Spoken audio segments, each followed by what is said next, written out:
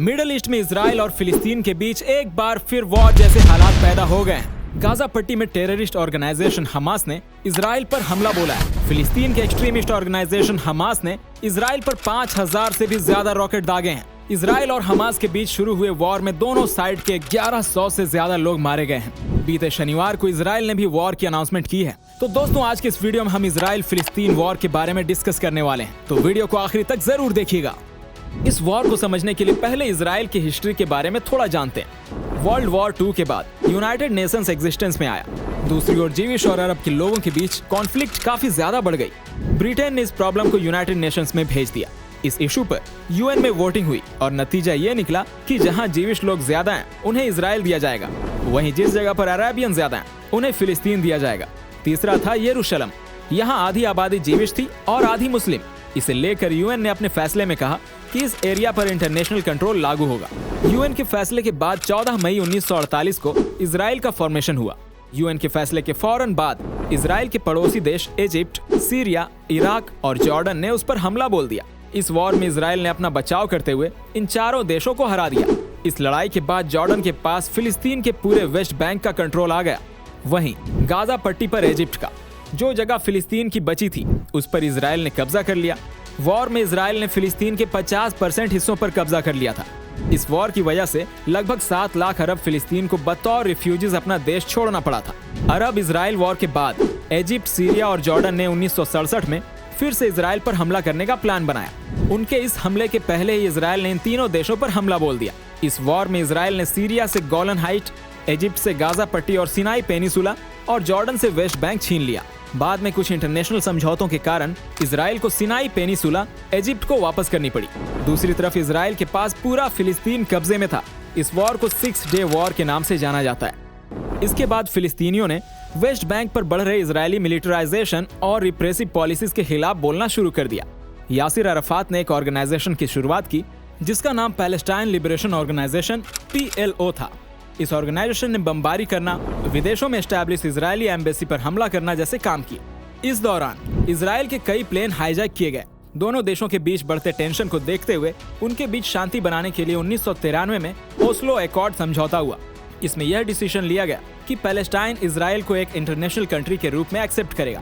दूसरी ओर इजराइल ने PLO को फिलिस्तीनियों का रिप्रेजेंटेटिव माना। इस समझौते में यह भी डिसीजन लिया गया कि फिलिस्तीन सरकार वेस्ट बैंक और गाजा पट्टी को डेमोक्रेटिकली कंट्रोल करेगी। यह समझौता 5 साल के लिए किया गया था। इसके बाद दोबारा शांति समझौता के लिए कैंप डेविड 2 2000 में इजराइल और फिलिस्तीन एक स्टेज पर आए। दोनों देशों के बीच इस समझौते में कोई खास सहमति नहीं बन पाई। इसके चलते यह शांति समझौता टूट गया। तब से लेकर आज तक दोनों देशों के बीच किसी इशू पर सहमति नहीं बन पाई है। फिलिस्तीन में हमास पॉलिटिकल पार्टी का गाजा में ओरिजिन हुआ। दूसरी ओर PLO से जुड़ी पार्टी फतह ने हमास को सरकार में लेने से मना कर दिया। इसके बाद 2007 में हमास का पूरी तरह गाजा पर कंट्रोल हो गया। इस कारण फतह को वहां से जाना पड़ा। हमास के राइज से फिलिस्तीन की पॉलिटिक्स में डबलिंग आ गई। फिलिस्तीन के इन दोनों पार्टीज की थिंकिंग एक दूसरे से पूरी तरह अलग है। इस कारण दोनों देश के बीच डिस्प्यूट और भी ज्यादा बढ़ गए हैं। एक्सट्रीम नेशनलिज्म के नशे में हमास गाजा पट्टी से इजराइल पर खतरनाक रॉकेट से हमला करता रहता है। इस कारण इजराइल ने गाजा को पूरी तरह से लॉक कर रखा है। इजराइल का कहना है कि ईरान जैसे देश गाजा में इजिप्ट के रास्ते हथियारों की सप्लाई करते हैं ताकि हमारे देश में इंटीग्रिटी को तोड़ा जा सके। इससे पहले अगस्त 2022 में दोनों देशों के बीच 3 दिन तक कॉन्फ्लिक्ट चला था। इजिप्ट के बीच में आने के बाद दोनों साइड सीज फायर के लिए राजी हुए थे। अगस्त 2022 से पहले दोनों साइड्स में मई 2021 में भी 11 दिन तक कॉन्फ्लिक्ट चला था। अब बात करते हैं अभी चल रहे कॉन्फ्लिक्ट की। फिलिस्तीन के आर्म्ड ऑर्गेनाइजेशन हमास ने इजराइल के खिलाफ ऑपरेशन अल अक्सा फ्लड शुरू किया है। इजराइल ने इस बात को कंफर्म किया है कि हमास के फाइटर्स उसके कब्जे वाले इलाकों में घुस गए हैं। इजरायली सेना के स्पोक्समैन डैनियल हगारी ने कहा है कि हमास ने वाटर, लैंड और एयर तीनों तरह से हमले किए हैं। लोकल टाइम के मुताबिक 7 अक्टूबर सुबह करीब 6:30 बजे से हमास ने अचानक हमला शुरू किया। हमास के हमले के जवाब में इजरायली सेना ने गाजा पट्टी में ऑपरेशन आयरन शॉट्स चलाया है। हमले की शुरुआत ज्यूज के एक होली फेस्टिवल सुकोट के बाद पड़ने वाले सिमशट टोरा के दिन हुई है। त्योहार के वक्त हुए हमले से इजराइल और भी तिलमिला गया है। दोनों तरफ से रॉकेट दागे गए।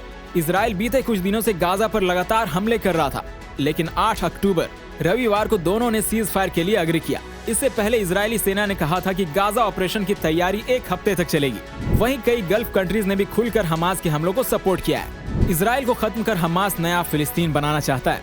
वो पूरे इलाके को फिलिस्तीन अनाउंस कर यहाँ इस्लामिक एम्पायर एस्टैब्लिश करना चाहता है। दूसरी ओर इसराइल ने हमले के बाद हमास को पूरी तरह खत्म करने का प्लेज लिया है।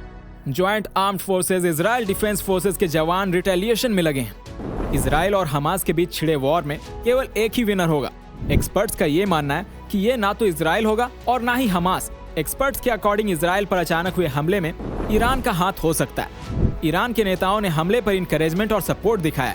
वॉर के कम से कम 3 पोटेंशियल कंसिक्वेंसेस हैं और सभी ईरान के फेवर में हैं। पहला, इसराइल का हार्श रिएक्शन सऊदी अरब और दूसरे अरब देशों को यूएस बैक्ड एफर्ट से अलग कर सकती है। दूसरा, अगर इसराइल खतरे को खत्म करने के लिए गाजा में आगे बढ़ता है तो इससे ईस्टर्न यरूशलेम या वेस्ट बैंक में एक और फिलिस्तीनियन रिबेलियन भड़क सकता है।